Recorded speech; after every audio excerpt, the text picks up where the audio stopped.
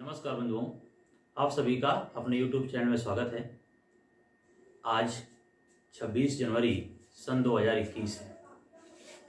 आज हम सभी लोग, सभी भारतवासी 72वां गणतंत्र दिवस मना रहे हैं। इस उपलक्ष्य में सभी विद्यार्थियों को बहुत बहुत शुभकामनाएं। मैं यही चाहता हूं कि वो अगले वर्ष जब गणतंत्र दिवस मनाया जाए तो जिस लक्ष्य की वो तैयारी कर रहे हैं और जिस लक्ष्य को पाना चाहते हैं वो अपना लक्ष्य प्राप्त कर लें और लक्ष्य को प्राप्त करके देश में अपना योगदान करें, सच्ची सेवा करें। देश की सेवा तो कई कारणों से होती है। कई आप कह सकते हैं कि जरूरी नहीं होता कि देश का सैनिक ही बने। आप किसी भी विभाग में अगर कार्यरत होते हैं, कोई भी कार्य कर रहे होते हैं, चाहे वो पढ़ाई का कार्य हो या फिर आप कोई कहीं पर भी आप अपना योगदान दे रहे हैं, कोई भी सर्विस कर रहे हैं, वो सब देश सेवा में ही आता है। बस शर्त यही होती है कि आप उस कार्य को ईमानदारी से, लगन से, मेहनत से करें। आज हमें कम बोलना पड़ेगा, उसका कारण है मैं चाहता हूं कि आज हमारे सामने हमारे गुरुजी भी उपस्थित हैं। तो आप सभी को मैं यही चाहता हूं कि अपने गुरुजी के द्वारा संदेश जो भी हमारे गुरुजी देंगे उनकी बातों का पालन किया जाए। आप भी करें और मैं तो करता ही हूँ क्योंकि वो मेरे गुरुजी हैं। मैं तो हमेशा अपने गुरुजी का सम्मान करता हूँ, करूँगा भी। तो मैं यही चाहता हूँ कि जो मेरे गुरुजी हैं, इस समय उनके बारे में थोड़ा सा आपको बता देता हूँ। श्री आस्तिक मुनि इंटर कॉलेज कुरिया, कानपुर नगर, वहाँ पर प्रवक्ता हैं जिसे लेक्चरर बोलते हैं। इंटर कॉलेज में सब्जेक्ट है अर्थशास्त्र। तो हमारे गुरुजी के द्वारा, क्योंकि मैंने उनसे बहुत कुछ सीखा इस जीवन में किस प्रकार चलना चाहिए, और इस गणतंत्र दिवस के अवसर पर आप सभी छात्रों को उनके द्वारा आशीर्वाद मिलेगा, संदेश मिलेगा। मैं चाहता हूं कि हमारे गुरुजी आएं और शब्दों के द्वारा हमारे छात्रों को आशीर्वाद प्रदान करें। प्रिय छात्रों, हमारा देश 15 अगस्त 1947 को देश स्वतंत्र हुआ था और 26 जनवरी 1950 को हमारा देश का जो ये गणतंत्र स्वतंत्रता संग्राम हुआ, उसमें जो लागू किया नियम, वो 26 जनवरी 1950 को हमारे संविधान लागू किया गया। इसके बाद आज 72वां गणतंत्र दिवस है और हम चाहते हैं कि हमारे सभी बच्चे प्रगति करें और उन्नति करें और परिश्रम से अध्ययन करें, आगे प्रगति करें, उन्नति हो उनकी, देश की भी उन्नति होगी। जब छात्र उन्नति करेगी, जनता उन्नति करेगी तो हमारा देश भी प्रगति के रास्ते पर चलेगा। और साथ साथ कुछ गुण मंत्र होते हैं जो आगे बढ़ने के हैं। माता पिता और गुरु, तीन लोग ऐसे हैं जो अपने बच्चों को, छात्रों को आगे भविष्य का निर्मल भविष्य बना सकते हैं। जैसे राम के गुरु कौन थे? वशिष्ठ थे। कृष्ण के गुरु कौन थे? दुर्वासा थे। तो हर व्यक्ति को अपने जीवन में गुरु बनाना ही चाहिए। अगर गुरु नहीं बनाया तो उसकी मुक्ति भी नहीं होगी और ज्ञान भी नहीं होगा। ज्ञान के लिए गुरु बनाना बहुत जरूरी है। और मैं बताता हूँ, गुरु की बड़ी महिमा है। हमारे बीच, हमारी पुस्तकों में ऐसा लिखा हुआ है कि एक ऋषि थे, मृकुंड नाम था उनके लड़के का नाम, एक ही लड़का था, लड़के का नाम मार्कंडेय था। एक बार कुछ संत लोग आए तो शिष्टाचार बड़े तरीके से उसने किया। वो बड़े प्रसन्न हुए और उसके चेहरे को देखते रहे। मृकुंड ऋषि ने कहा, महाराज क्यों देख रहे हो? क्या लड़का होनहार है लेकिन अल्पायु है। तो महाराज, आप जब अल्पायु बता सकते, दीर्घायु भी कर सकते हैं। कहना हाँ, इस शिष्टाचार एक ऐसा है कि जब कोई भी ऋषि तुम्हारे पास आवे, अगर शिष्टाचार करोगे तो अवश्य दीर्घायु उसको प्राप्त होगी। कुछ दिन बाद सप्त ऋषि आए। सप्त ऋषि के बाद युवानंद शिष्टाचार अच्छे ढंग से किया, चरण रज लगाई। तो उन्होंने कहा, यार उम्र तो कम है लेकिन हम इसी उम्र की कोशिश करेंगे। और उन्होंने कहा कि गुरुजी, शंकर की सेवा बच्चा करें।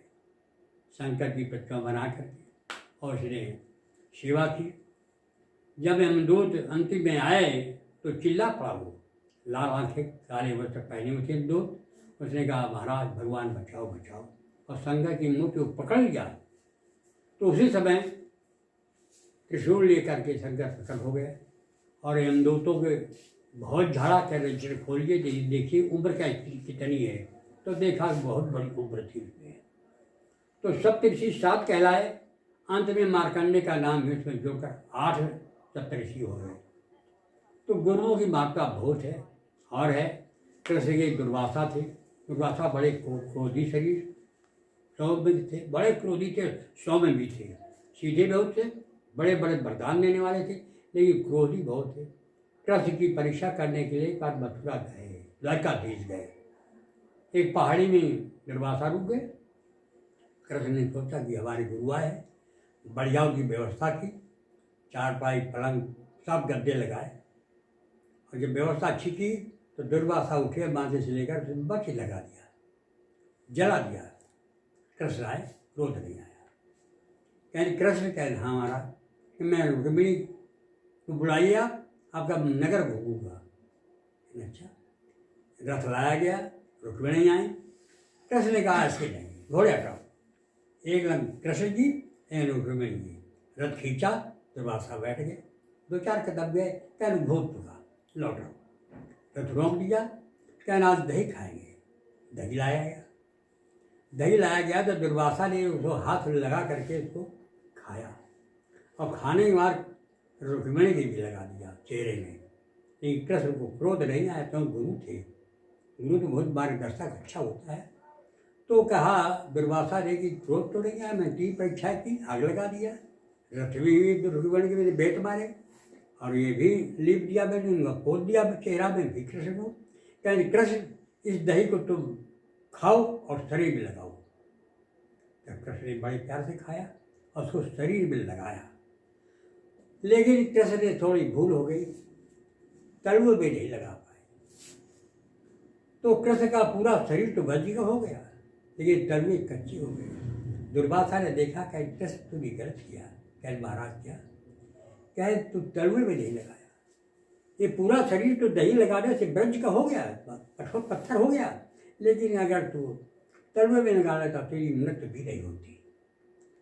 तलवा कच्चा रह गया।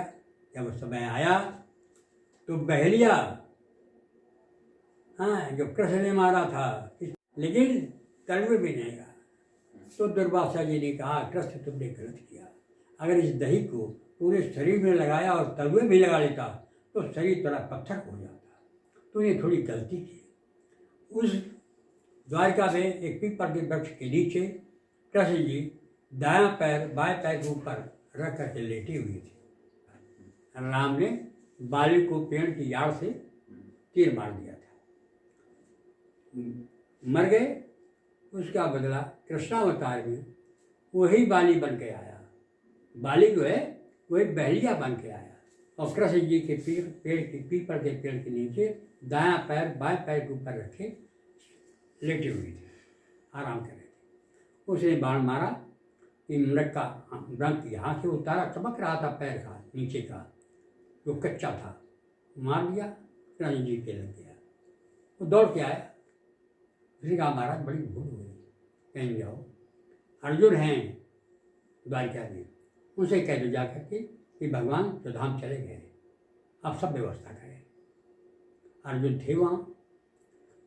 अर्जुन ने उनका दाह संस्कार करने के लिए जो प्रक्रिया थी समुद्र किनारे ले गए, ले तो गए। वो बार बार जब समुद्र में कृष्ण को करते थे तो कृष्ण नज़दीक आ जाते थे। क्यों? अर्जुन के पास एक बड़ी ताकत थी, उस ताकत को भी लेना चाहते थे कृष्ण कि अब अंतिम समय है, ये भी चले, तो आ जाते थे। कृष्ण ने अपने बाण से अर्जुन ने वही बाण मार दिया, और बाण की ताकत चली गई कृष्ण के साथ, और लौटे तो महिलाएं भी साथ थी।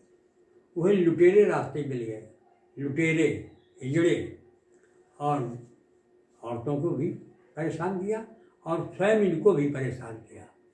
आ गए द्वारकाधीश ने, कोई अर्जुन वही बाण था है और चला नहीं, गांधी आ गए। कुछ देर रुके रहे, उसके बाद पुनः अयोध्या आए। जब अयोध्या आए तो पूछा कि इतने दिन क्यों लगा दिया आपने, इतना क्यों लगा दिया? तो कहना ऐसी बात हो गई। यहीं से उनका सब समाप्त हो गया। और कृष्ण पांडवों ने भी सोचा ये अब हमको चलना चाहिए सुधार। तो ये भी अपना समय सरे ये जब जा करके हिमालय की गोद में बर्फ में खेल करके सब लोग मर गए। हम इसे समाप्त करते हैं। हम आपको शुभकामनाएं देते हैं कि ये हमारा गणतंत्र दिवस बड़े उत्साह से आप मना रहे हो। आप लोग दीर्घजीवी हो, बुद्धिमान बने, आगे प्रगति करें। आप लोगों की प्रगति से हमारे देश की प्रगति है। ठीक, ये थे हमारे गुरुजी। इनको द्वारा आपको रोचक तथ्य बताए गए, कहानियाँ बताई गई, जिससे कि आप इनसे प्रेरणा लेंगे और सीख भी लेंगे। क्योंकि ऐसे विद्वान लोग बहुत ही कम मिलते हैं जिनके सानिध्य में किसी को रहने को मिले। हमें रहने को मिलता है, बहुत कुछ सीखने को भी मिलता है अपने गुरुजी के द्वारा। मैं यही चाहूँगा आप सभी लोग पढ़ाई करते रहें, निरंतर मेहनत करें, प्रतिदिन थोड़ा थोड़ा पढ़ते रहें। और जैसा कि और आगे आने वाली वैकेंसी है जो भी, उसमें आपकी तैयारी बहुत मजबूत हो और आप प्रबल दावेदार बने आने वाली भर्तियों में।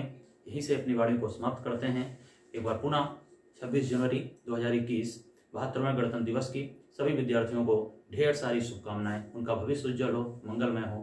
धन्यवाद। जय हिंद, जय भारत।